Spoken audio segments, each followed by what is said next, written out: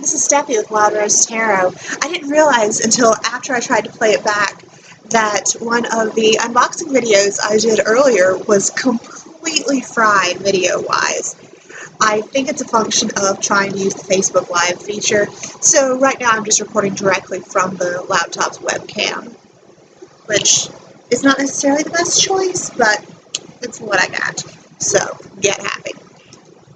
What I have here that was delivered by Amazon today was a replacement of a deck that I've already had. It is the Tarot to Go mini kit.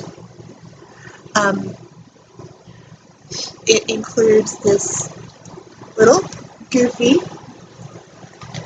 essential book of tarot. It's like this big. Nobody who's been reading tarot for more than like a minute is ever going to use that. It's got the tiniest little blurb for each card. So it's not really all that useful, but it's the only way to get the deck that I wanted, which is one that I've had previously. It's a super tiny miniature size of the Hanson Roberts Tarot. For reference here, I'm going to show you playing cards, which just went everywhere because I'm a klutz. That's okay. One of the things I like about this deck is how portable it is. I'm going to show you these cards next to the Universal Weight that are it's one of my go-to decks. I apologize for the dog barking in the background. He's in a mood today. See how tiny they are? They're so cute!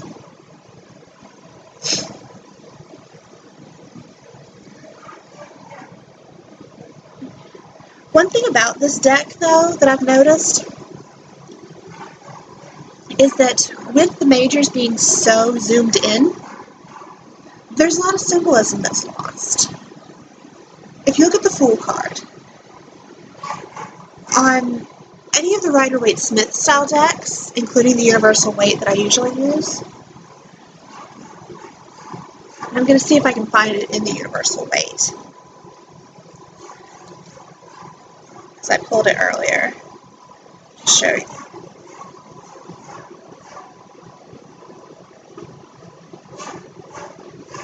But then Genius shuffled them up again, and I don't know what I did with it.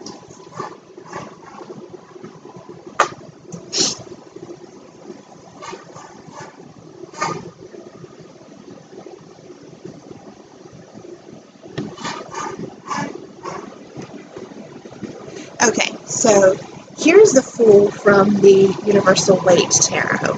See how down here the little dog is yapping around his feet? That dog is meant to symbolize your voice of good sense, your inner conscience, your inner guide, telling you that, hey, you're getting a little close to the edge here. With the Fool on the Hanson Roberts deck, you don't have that. So that's one of the disadvantages to having such a zoomed-in picture.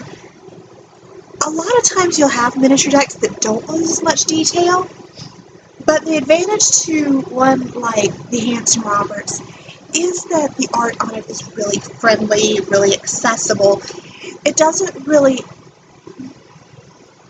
scare people if they're not used to tarot. Give me a minute and I'll find one as an example.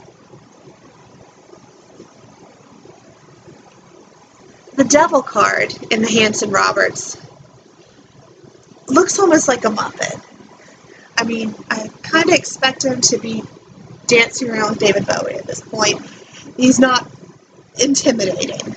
Pulling the one from the Universal Weight so you can see for comparison.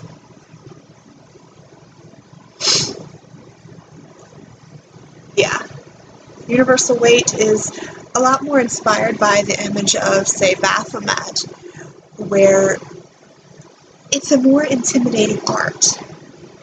It's sort of more classically devilly, classically scary. So the Hanson Roberts is a good size to carry with me. It's also very user-friendly, sort of warm and fuzzy. I've heard people describe it as the happy fun deck.